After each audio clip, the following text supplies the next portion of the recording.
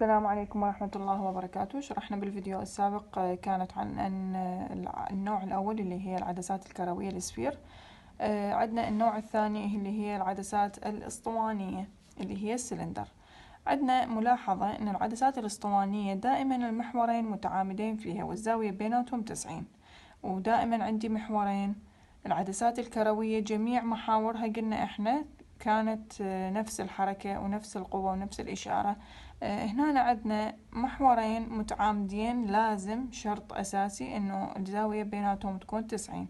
نجي للنوع الأول اللي هو السمبل، العدسة الاسطوانية البسيطة اللي هي سلندر لينز سمبل، يعني إن أحد محوري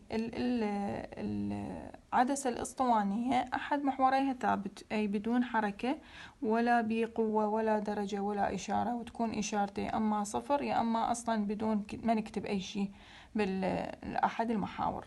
راح نعرف بأنه إحنا هذا المحور هو على النوع البسيط السمبل.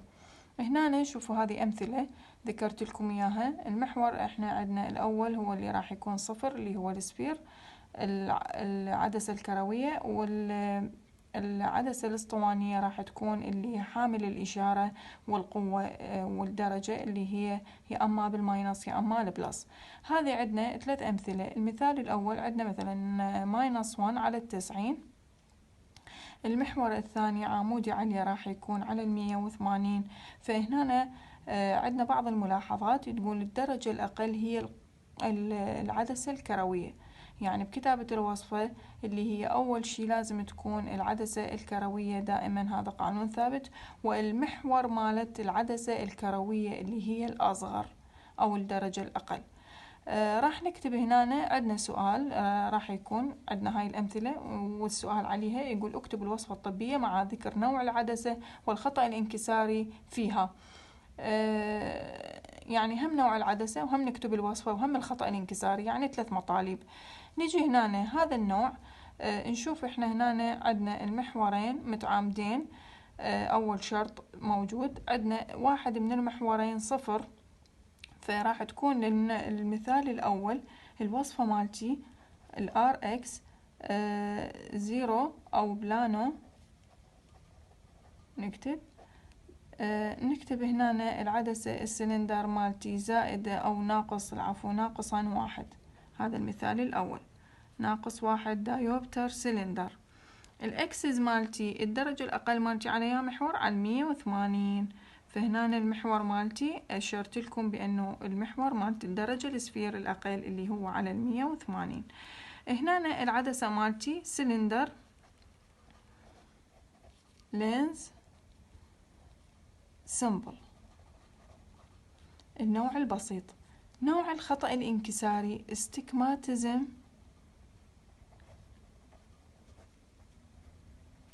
بس السمبل، تمام، استكماتيزم سمبل. هنا هذا نوع الخطأ الانكساري، هنا نوع العدسة مالتي، وهنا الوصفة الطبية.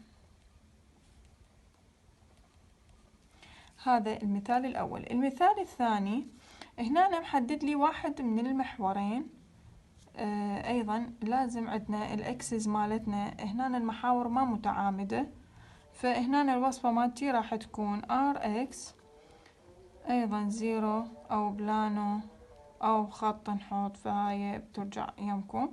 عندنا الدرجة مالتي هي زائدا 3.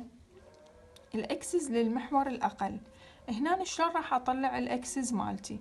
عندي 20، دائما قلنا اللي أقل من 90 نضيف له، نضيف 90 يعني نجمعهن، أو الأكثر من 90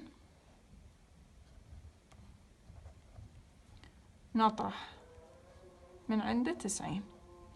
تمام، يعني هسه هنا عندنا 20 زائدا 90 راح يطلع لنا ايش قد الاكسس مالتي. دائما قلنا القوة الاقل احنا مطينا القوة مالت هذا، تنتبهوا له كلش ضروري، لان مطيني الزاوية او المحور مالتي على الاكسس الزاوية مالته 20، فاني هذه مو هذه اللي اجي اخليها.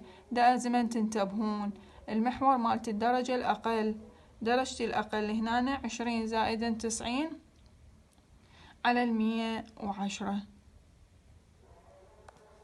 هنا الأكسس مالتي 110.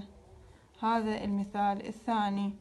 عندنا المثال الثالث أيضا. هنا نكتب نوع العدسة، العفو هنا النوع الخطأ الاستجماتيزم سلندر نوع العدسة simple lens، ونوع الخطأ الانكساري اللي هو استجماتيزم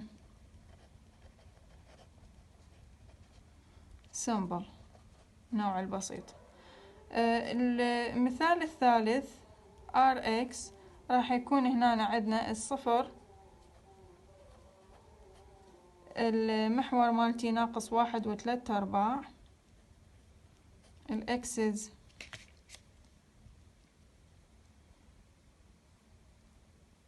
الأكسس مالتي على الدرجة اللي هي على 90 درجة الأقل، على 90. هنا راح نذكر نوع العدسة مالتي. احنا قلنا العدسة سلندر سمبل والنوع البسيط، يعني هنا عندنا سفير، بس هنا نقدر نذكر هنا كونفكس بلس، يعني ويا ذكر نوع العدسة سلندر سمبل كونفكس بلس.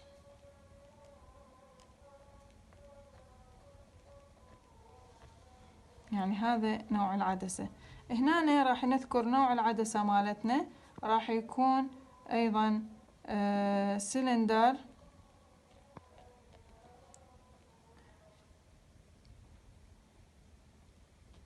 كونكيف ماينس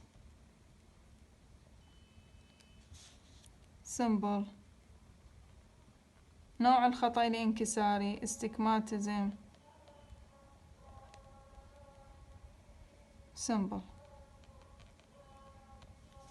هذه نوع العدسة مالتي. مو بس ذكرنا بأنه هي عدسة اسطوانية، ذكرنا نوعها همين بلس أو ماينس، وذكرنا بأنه هو النوع البسيط، والخطأ الاستجماتيزم سمبل أيضا النوع البسيط النوع الأول. هذا كل ما يتعلق بالنوع الأول وكتابة الوصفة للعدسة الاسطوانية النوع الأول.